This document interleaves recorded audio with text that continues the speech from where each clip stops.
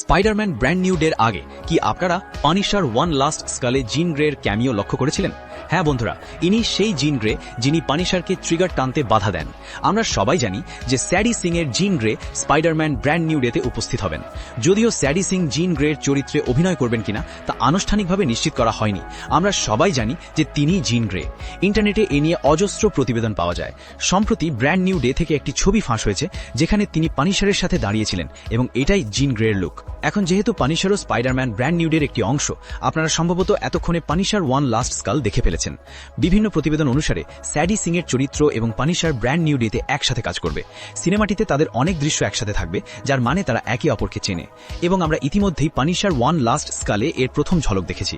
Spiderman brand new day ট্রেলারে আমরা এমন একটি টেলিপ্যাথিক ক্ষমতা দেখেছি যা এক ব্যক্তি থেকে অন্য ব্যক্তিতে লাফিয়ে যেতে সাহায্য করে।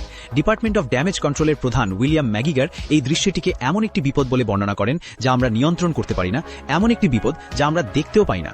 এই বিপদটি এমসিইউতে আগেও দেখা গেছে। এমনকি ব্র্যান্ড নিউ ডে ট্রেলারেও কেউ একজন তার টেলিপ্যাথিক ক্ষমতা ব্যবহার করে একটি বৃদ্ধাকে একটি ট্যাঙ্ক চালাতে বাধ্য করে। রিপোর্ট অনুযায়ী ইনি হলেন স্যাডি সিং এর চরিত্র জিন গ্রে, যাকে ডিপার্টমেন্ট অফ ড্যামেজ কন্ট্রোল বন্দী করেছে। স্পষ্টতই জিন গ্রে একজন মিউটেন্ট এবং ডিপার্টমেন্ট অফ ড্যামেজ কন্ট্রোল অতিমানবীয় ক্ষমতা সম্পন্ন সত্তাদের খুঁজে বেড়ায়। এবং লক্ষ্য করুন যে ট্যাঙ্ক দৃশ্যের সময় আমরা পানিশারের ভ্যানও দেখতে পাই, যা স্পাইডারম্যানকে তার ভ্যান দিয়ে ধাক্কা দেয়। সুতরাং এটা সম্ভব যে ফ্র্যাঙ্ক এবং জিন একসাথে কাজ করছে এবং ফ্র্যাঙ্ক এখানে ট্যাঙ্কটি থামাতে আসেনি, বরং সে এবং জিন যে মিশনটি পরিকল্পনা করেছে তা সম্পন্ন করতে এসেছে। সম্ভবত সে জিন গ্রেকে কারাগার থেকে উদ্ধার করার চেষ্টা করছে। এখন আপনারা হয়তো ভাবছেন যে এই সবকিছুর সাথে পানিশার ওয়ান লাস্ট কিলের কি সম্পর্ক? বন্ধুরা, এখানে আমরা দেখলাম যে পানিশারের হ্যালুসিনেশন হচ্ছে।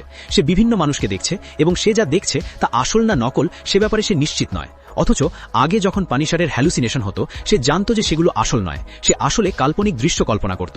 কিন্তু ওয়ান লাস্ট কিলে সে দুটোর মধ্যে পার্থক্য করতে পারছিল না, সে পুরোপুরি বিভ্রান্তা ছিল। আমি জানি এর সহজ এবং সুস্পষ্ট কারণ হল ফ্র্যাঙ্ক তার যুদ্ধ এবং মৃত পরিবারের কারণে সৃষ্ট মানসিক আঘাত এবং অসুস্থতায় ভুগছে, এবং এই মুহূর্তে সে আরও বেশি মানসিকভাবে আঘাতপ্রাপ্ত, কারণ সে এইমাত্র নুচি গ্যাংয়ের সেই সদস্যদের হত্যা করেছে যারা তার পরিবারের হত্যাকাণ্ডে জড়িত ছিল, আর এটি তার ভিতরে আরও বেশি আবেগ জাগিয়ে তুলেছে। এ কারণেই সে এতটা দিশেহারা। এমনকি পর্বের শুরুতেই সে তার দেওয়ালে লাগানোর সমস্ত টার্গেট ছেড়ে ফেলে, কারণ তার মিশন এখন সম্পন্ন হয়েছে। সে ফ্র্যাঙ্ক হিসেবে তার স্বাভাবিক জীবনে ফিরতে চায়, কিন্তু পানিশারের ছায়া তাকে ছাড়তে নারাজ। তবে এটাও সম্ভব যে এই সব কিছুই জিন গ্রেই করছে। জিন গ্রে পানিশারের মনে প্রবেশ করে তার মনস্তত্ত্ব অনুসন্ধান করছে, এবং পানিশার এখানে যা দেখছে তা আসলে সেখানে নেই। সে ফ্র্যাঙ্ক ক্যাসেলের মনের গভীরে প্রবেশ করে তার সম্পর্কে জানতে চাইছে। সে বিশ্বাস করে যে এই ব্যক্তি তাকে সাহায্য করতে পারবে, ডিপার্টমেন্ট অফ ড্যামেজ কন্ট্রোলের কবল থেকে তাকে মুক্ত করতে পারবে। আর এই প্রক্রিয়ার সময় ফ্র্যাঙ্ক তার অতীতের সমস্ত মানসিক আঘাতের কথা মনে করছে, কারণ জিন তার মনকে নিয়ন্ত্রণ করছে। বন্ধুরা, আমরা সবাই জানি যে টেলিপ্যাথির মাধ্যমে জিন গ্রে কতটা শক্তিশালী। এমনকি স্পাইডারম্যান ব্রেকিং ডন ট্রেলারেও আমরা এর ইঙ্গিত পেয়েছি। তাই হয়তো সে তার আওতার মধ্যে থাকা প্রত্যেকের মন নিয়ন্ত্রণ করতে পারে। আর যখন সে তার টেলিপ্যাথিক ক্ষমতা ব্যবহার করে এক মন থেকে অন্য মনে লাফিয়ে ফ্র্যাঙ্কের মনে প্রবেশ করবে, তখন সে বুঝতে পারবে ফ্র্যাঙ্কের মধ্যে কতটা মানসিক আঘাত আছে। সে তার ভিতরের ক্রোধ লক্ষ্য করবে, আর এটাই সেই মুহূর্ত হবে যখন সে সিদ্ধান্ত নেবে যে এই ব্যক্তি তাকে সাহায্য করতে পারবে, ডিপার্টমেন্ট অফ ড্যামেজ কন্ট্রোলের কবল থেকে মুক্ত করতে পারবে। আর যখন জিন তার মন অনুসন্ধান করে, সে কারণেই ফ্র্যাঙ্ক এখানে এই জিনিসগুলো দেখে। সে তার মনে হস্তক্ষেপ করতে চায় না, কিন্তু শেষ পর্যন্ত তা ঘটেই যায়, আর সে কারণেই ফ্র্যাঙ্কের এই হ্যালুসিনেশনগুলো হচ্ছে। এখন বন্ধুরা, এখানে আরও একটি গুরুত্বপূর্ণ বিষয় লক্ষ্য করার আছে। পানিশারের নুচিসকে হত্যা করার খবর টিভিতেও দেখানো হয়েছিল, আর যে ঘরে জিনকে বন্দী করে রাখা হয়েছে সম্ভবত জিন গ্রেও পানিশারের এই খবরটি শুনেছিল। আর এটাই হয়তো সেই মুহূর্ত ছিল যখন পানিশারের প্রতি জিন গ্রের মনোযোগ আকৃষ্ট হয়েছিল।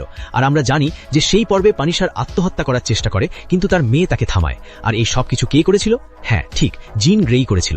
এখানে তার পারিবারিক কবরস্থানে ফ্র্যাঙ্ক তার মেয়ের একটি প্রতিচ্ছবি দেখে। ঠিক যখন সে ট্রিগার টানতে যাচ্ছিল তখনই তার আবির্ভাব ঘটে, কিন্তু নিজের মেয়ের একটি প্রতিচ্ছবি দেখার পর সে তার মন পরিবর্তন করে এবং পানিশার হিসাবে ট্রাইডের কাছে ফিরে যাওয়ার সিদ্ধান্ত নেয়। এই সবকিছু নেপথ্যে ছিল জিন গ্রে। সে এতদিন ধরে তার মন পর্যবেক্ষণ করছিল, কিন্তু ফ্র্যাঙ্ক যখন আত্মহত্যা করার চেষ্টা করে, জিন তাকে থামিয়ে দেয়। তার মন পর্যবেক্ষণ করার সময় জিন এটাও বুঝতে পারে যে সে তার মেয়েকে কতটা ভালোবাসত, এবং তার জন্য সে নিজের জীবন কেড়ে নিত না। সে তাকে থামাতে পারে।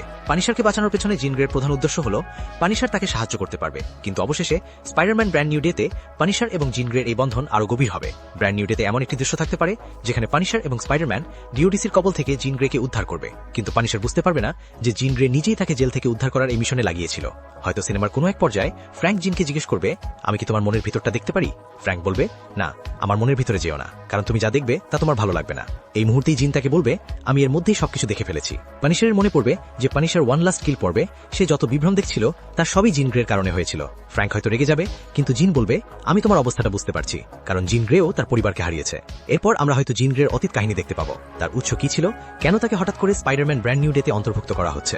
অনেক তত্ত্ব অনুযায়ী ডক্টর স্ট্রেঞ্জ নোওয়্যারের উপর জাদু করার পর সে এমসিইউতে প্রবেশ করে। এটিও একটি খুব আকর্ষণীয় তত্ত্ব। সুতরাং এখানে আমরা পরিষ্কারভাবে বুঝতে পারবো এই সিনেমায় জিন গ্রেকে রাখার মূল উদ্দেশ্য কি। ফ্র্যাঙ্ক অবশ্যই তার উপর রেগে যাবে, কিন্তু তার অতীত কাহিনী শুনে সে আবেগপ্রবণ হয়ে পড়বে। আর ফ্র্যাঙ্ক তার পরিবারকে হারিয়েছে, জিনও তার পরিবারকে হারিয়েছে, তাই এটি একটি খুব ভালো বাবা মেয়ে জুটি হতে পারে। এখান থেকে ফ্র্যাঙ্ক জিন গ্রেকে নিজের মেয়ের মতো করে দেখতে শুরু করবে। আমি জানি আমি বিষয়টা একটু বেশি ভাবছি, কিন্তু এটা সম্ভব হতে পারে। স্পাইডারম্যান ব্র্যান্ড নিউ ডেতে জিন গ্রে এবং পানিশার একসাথে টিম আপ করতে চলেছে। স্পাইডারম্যান ব্র্যান্ড নিউ ডে ঠিক আগে পানিশারের একটি বিশেষ প্রেজেন্টেশন প্রকাশ করা হয়েছিল। পানিশার এবং জিনের এই ছবিটিও ফাঁস হয়েছে, যা কিনা আসল, কারণ সোনি পিকচার সোশ্যাল মিডিয়া থেকে ছবিটি সরিয়ে নিচ্ছে। তাহলে জিন গ্রে এবং পানিশারের মধ্যে এই সংযোগটি কিভাবে তৈরি হলো, এখানে এটি ব্যাখ্যা করা অত্যন্ত জরুরি। এবং আমার মনে হয় পানিশার ওয়ান লাস্ট কিলে এই ইঙ্গিতটি ইতিমধ্যেই স্কিলে দেওয়া হয়েছে। বন্ধুরা, আপনারা কি ভাবছেন? ওয়ান লাস্ট কিলে পানিশারের সাথে যা যা ঘটেছে তার পেছনে কি জিন গ্রের হাত ছিল? এবং এখানে পানিশারকে তার মেয়ের যে প্রতিচ্ছবি দেখানো হয়েছিল সেটিও তাকে জিন গ্রেই দেখিয়েছিল। আমরা জানি জিন গ্রে অবিশ্বাস্যভাবে শক্তিশালী, তাই সে সব ধরনের কাজ করতে পারে। বন্ধুরা, অনুগ্রহ করে কমেন্ট সেকশনে আপনাদের মতামত জানান। আর পানিশার ওয়ান লাস্ট কিল আপনাদের কেমন লেগেছে? যদি এখনো না দেখে থাকো, কি করছো ভাই? এখানে স্পয়লার কেন খুঁজছো? আগে গিয়ে ওয়ান লাস্ট কিল দেখো, এরপরে ভিডিওটি দেখো। মিউজিক। ভিডিওটি ভালো লাগলে লাইক করতে এবং চ্যানেলটি সাবস্ক্রাইব করতে ভুলো না, কারণ আমরা প্রতিদিন তোমাদের জন্য এরকম অসাধারণ ভিডিও নিয়ে আসি।